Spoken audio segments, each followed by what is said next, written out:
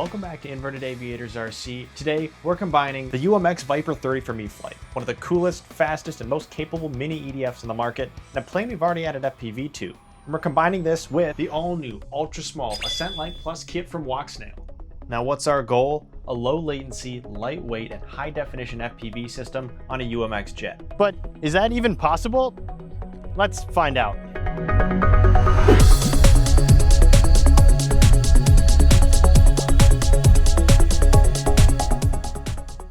Let's start with the coolest part of this project, the brand new Ascent Lite Plus from Walksnail. Now this system should bridge the gap between ultra lightweight and a digital video signal. Now that's super exciting for us because we normally fly with this Wolfwhoop WT03 camera, which is our ultra lightweight analog camera system, and it works pretty well for our UMX planes. However, we get VHS style quality out of this camera, and we're hoping for a little bit more out of our Ascent Lite Plus kit. How much more, you ask? Well, this camera supports a resolution of up to 1080p while also recording in 120 frames per second, which is a crazy change from our Wolfwhoop WT03 camera. And you might be thinking to yourself, well, how much more does it actually weigh? We'll start with our Wolfwhoop WT03 camera, which comes in at about 4 grams. Now, on the other hand, we've got our Walksnail Ascent Lite Plus kit, 11 grams. So 7 more grams, but you go from a very poor analog signal with mediocre range to 1080p 120 frames per second. Only 7 more grams. Not too bad. Now, if you're looking for more information on the Walksnail Ascent Lite Plus system, I'll encourage you to check out our other video where we do a deep dive into all the specs, all the cool fun stuff with this brand new system. But for now, let's get back to our Viper. Our first challenge is going to be a complete battery hatch redesign. This was our first attempt at making this whole system work. Is for analog, it was kind of crude and taped together, and it did function, but not very pretty and not very well. We're gonna have to do a bit better. So I'm planning on starting from scratch. I like how this fits into the plane currently, but unfortunately it's a little bulky, and what I want is a nice flat top that can screw in our Ascent Lite Plus camera and VTX, keeping all of these wires nice and tidy, while also securing everything into the plane. So I started the only way I knew how to, and that was tracing things. I laid down our battery canopy and traced the outsides like this. Then I traced this front little curve here and the back curve right here. So I have all of these different shapes that I can put into my own sketch. Then in Onshape, I put this bottom part on one plane. Then I found the angle in between this part and the bottom frame, put a new plane at this angle, and same with the back. So I had this nice U-shaped plane where I was able to do a little bit of surface modeling, if you will. Now keep in mind, I don't really know what I'm talking about, but I was able to take these shapes and create a loft between them that matched the canopy. I added a few more little things to help secure in our camera and our VTX, like screw holes, a back pin, as well as a spot for our magnet. And just like that, we did it first try. And by first try, I mean I actually failed a lot and wasted a lot of plastic trying to figure out what I really wanted in my design, but eventually I arrived upon something that I really liked. And here's what we're working with. This canopy is printed in lightweight foaming PLA to be as light as possible. And the top, we've got mounting sections for our camera system, as well as our VTX at the back. We also have a tiny hole here for a toothpick to secure our antenna to, as well as a hole at this side so we can have wires going up to the front. We also have a little slot in the back to secure it to the back of the plane, just like our other canopy. And we also have a magnet slot in the front where we're going to need to glue in our magnet. Now, you might be wondering, where are we getting this magnet from? Well, in hopes of reduce, reusing, and recycling, I took one of my old canopies for my Viper, and I took the magnet off the front, which looks like this. So all we're going to need to do is add a little bit of glue and secure this sucker right to the front. Now, I always recommend putting on gloves whenever dealing with glue because a couple seconds of being uncomfortable is a lot better than getting your fingers stuck together. But we should really just apply a little bit of glue right in the hole, then pop our magnet in.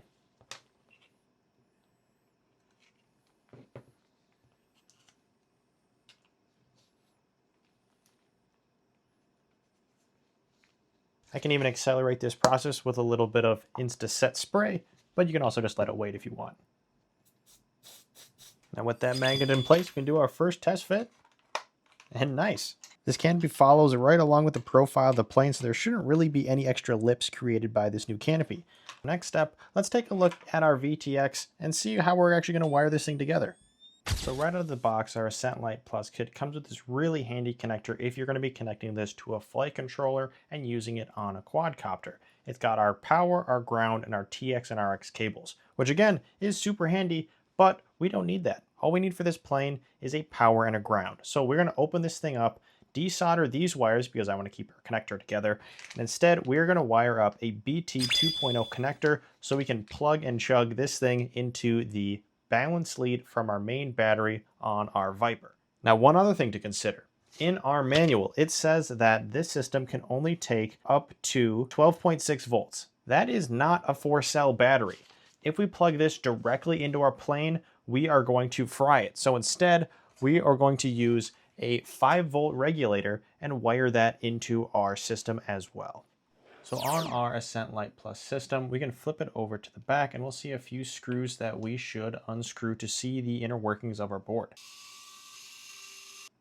And there we go.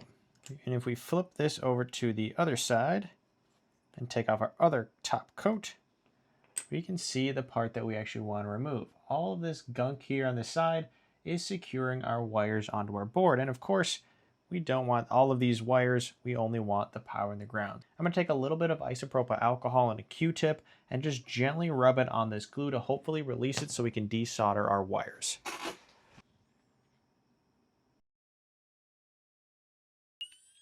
And after letting that soak for about 30 seconds, I'm going to take a toothpick, not anything metal, a toothpick, and scrape away at the edges here to hopefully peel up our little piece of rubber. We're making a little bit of progress here, but I'm just going to keep repeating the isopropyl alcohol and toothpick process until I get all of this black gunk off. And after a lot more very careful scraping, we've got pretty much all of this rubber off of it. So next I'm going to take my soldering iron and very carefully and very gently desolder all of these wires.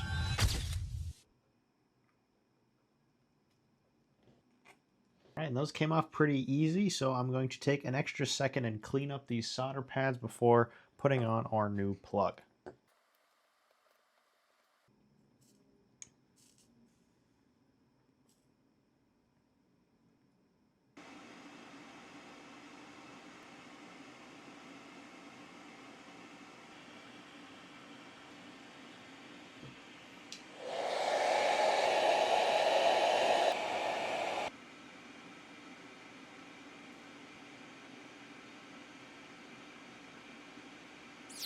And just like that, we've got a really nice connection in here.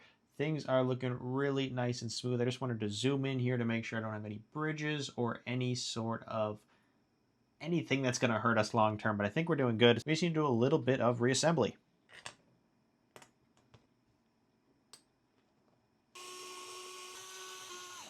And one last little piece of self-preservation here is twisting these wires together to make sure they stay nice and tucked in tight. We can also verify that our wiring is done correctly because if we re-look at this front here, we see voltage is on the far left, then ground in the middle, and that's what we have. So always make sure to double and triple check your wiring before moving on in this process, but I like what it looks like. One of my favorite things about this is how simply it goes together. We've got our camera in the front and our VTX in the back with screw holes that fit everything in. Just like that, we are all locked and loaded. I even made it so you got a little bit of extra clearance, so if you want to tilt your camera up or down to better suit your needs, you can do that. So I'll try to keep it pretty flat with our front nose here because I think that should give us a pretty darn good view. Then just tighten it back down and lock ourselves in. So remember, we can't power this directly from our Viper battery because this is 4-cell. This can only take up to 3 cells. So what we're going to add here is this tiny little 5-volt regulator from Maytech. We're going to slot it in right here, which is actually why I designed this hole and this space to be here, is to fit this 5-volt regulator. So we need wires to come up through the bottom, connect to our 5-volt regulator, then go right over and plug into our VTX so our VTX gets power. We have our Viper, which plugs into the plane like normal. Then our balance lead is empty. So we're going to plug this connector into this side, which we're only going to need either end. Then we're going to have wires that run through here, up through the front to the back, which is where we're going to run into this little hole here. Then we're going to run those wires straight up and to our 5-volt regulator, then 5-volt regulator to our VTX, giving us power and, of course, really cool flight. So let's do it. Now here's a little food for thought. When we are wiring our balance connector up to our battery, which one's the black wire and which one's the red wire? And we can see here on the battery, we got the orange wire on one side and the black wire on the other side. And I'm going to double check that with my multimeter. I'm just going to get a quick reading of what our output voltage is on either one of those. So if I touch both sides, I'll assume that we get our full voltage out. Now, you saw that we had, what, 16 volts, which is pretty much a full 4-cell. Great. If I flip these around, right, I'm touching black to red and red to black, we get a negative voltage right there, right? Negative. That would mean if we wired the wires backwards, we would blow this thing up, kind of, but it wouldn't be good. So just make sure we're wiring the orange wire will be to our red wire, which will go to our power, and then we'll have black going to the very end, going to ground. And in fact, we don't even need any of these middle wires, so I'm just going to trim them off and not worry about them. There, now we've got the only 2 wires that we actually care about.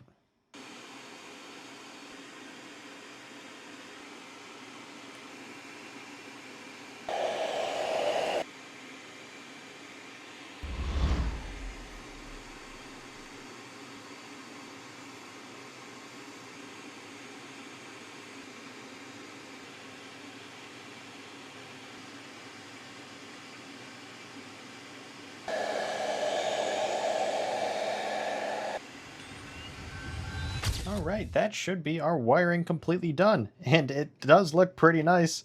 And before I plug in anything to power, I'm going to double and triple check my wiring. So let's go through it together.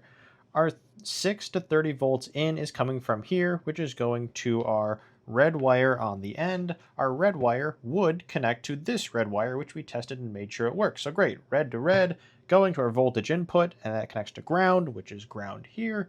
Ground here goes to the second ground wire, which is our top curvy side. Our curvy side is also black here, and we also have our 5 to 9 volt output. Great, we want 5 volts. If we wanted 9 volts, we could solder this little pad here at the end, but we want 5 volts. Now, I'm not just going to trust that this works. I'm actually going to test it with my multimeter.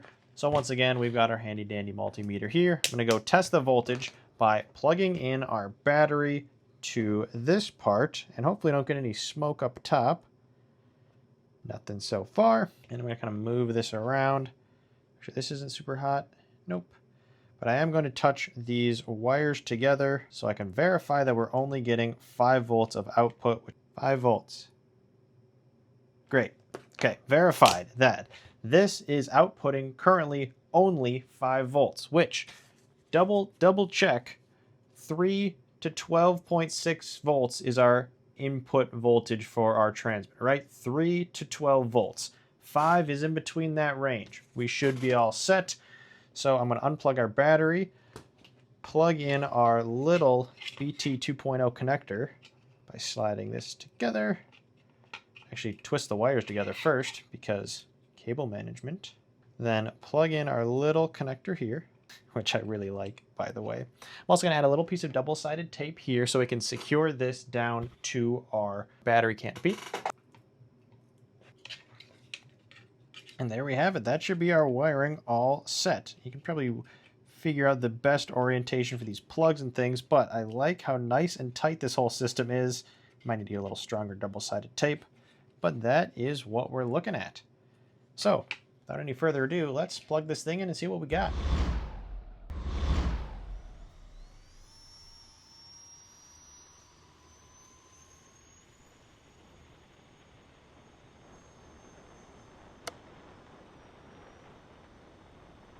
Oh yeah.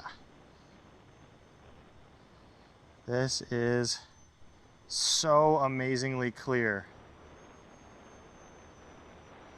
compared to analog. This is crazy.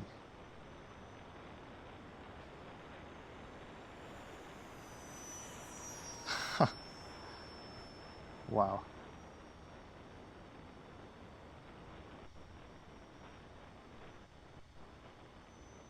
Got high rates on.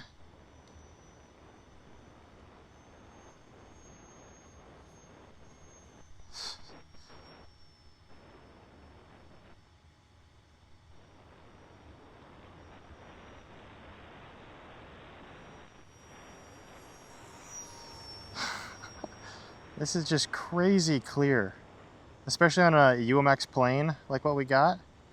This is incredibly smooth. Let me turn on safe just to coast around. So I can turn my camera down. Yeah, if you're looking for a digital setup that allows you for some really cool views, the Walksnail Ascent Lite Plus kit is so the right call. I'm just baffled at how well it looks and how tiny. Like, it weighs the same amount as my old system, which is ridiculous.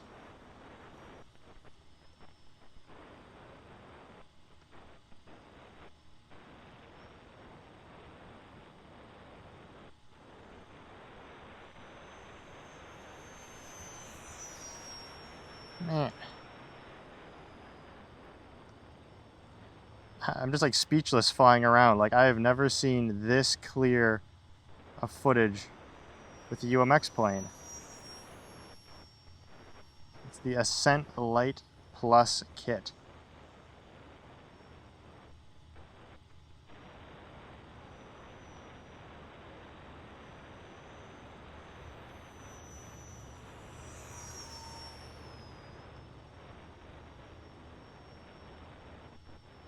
Man, do we do a little touch and go maybe?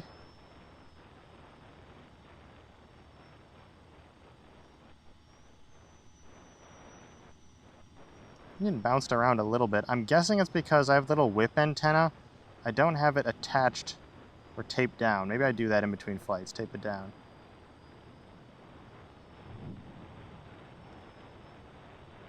Oh, and on top of that, the Ascent Lite Plus kit has built-in audio, so we can record audio.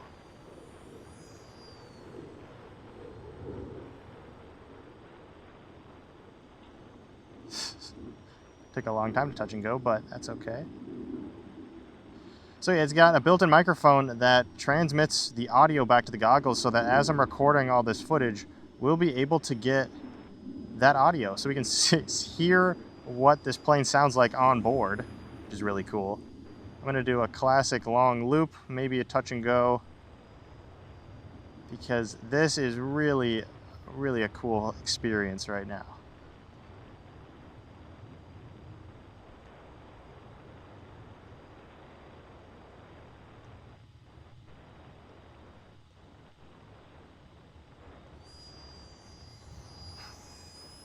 All right, let's actually circle around and let's bring it into land.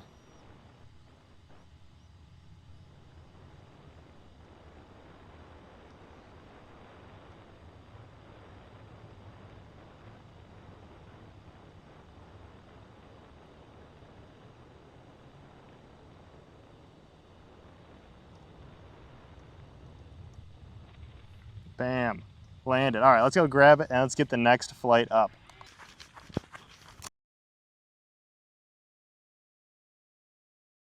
Wires here. That first, then our camera module. I did lose the gear. That's fine, I can handle launch still. I guess I came in a little hard, but that's because I think the battery was struggling. I think this little whip antenna was causing a little adverse drag, but yep, that battery is warm and probably pretty drained. And our VTX system is reasonably temperature. It's not cold by any means, but it's not hot. Now we are going to hand launch this.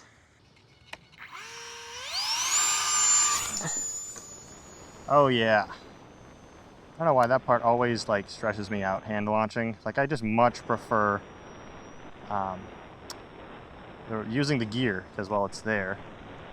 Also, I think the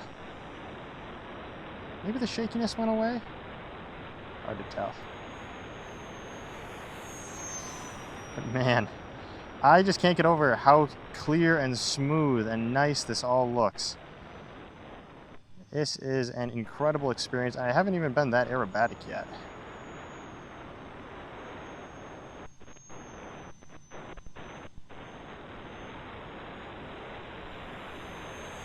Their famous last words. But I want to be a little, maybe more conservative on the battery usage, because I do have a digital VTX and camera system that takes a little more power than my analog system. That being said, I still want to fly it and use it like I normally would.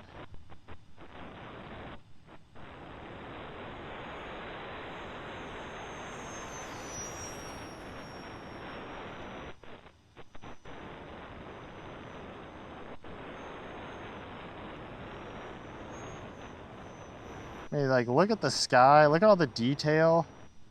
I should do a side-by-side comparison between this and an analog, which I absolutely will do, because this is just like night and day difference. And the audio is really cool, just like that opportunity.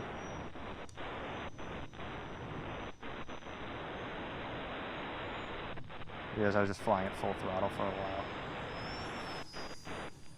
Man, that is so cool.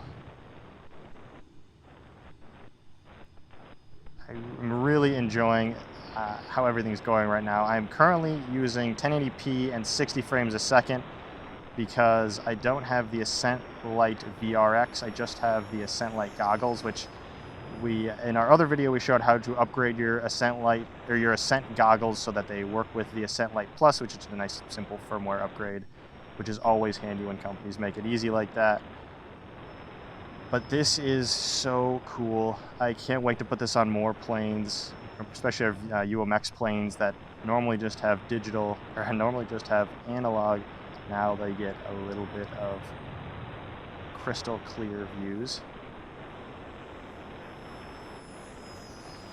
I mean, how cool is that? Oh, I am a big fan of this.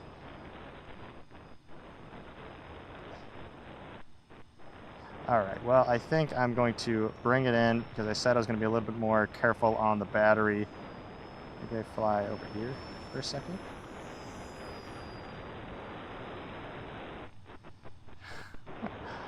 Man, I'm a big fan of this system, if you can't tell. Plus the custom 3D printed nose piece.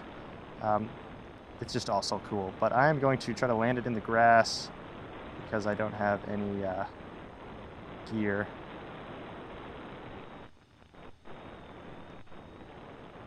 I have to walk too far.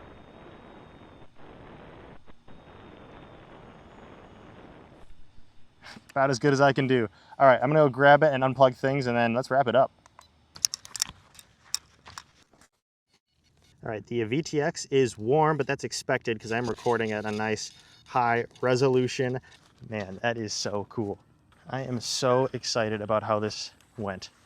So all in all, I really, really like this VTX. I like how small it is. I like how it compares in terms of weight to the Wolfwhoop WT03 camera, as well as how sleekly it fits on our jet. I can't wait to try it out in all sorts of other planes, vehicles, cars, you name it.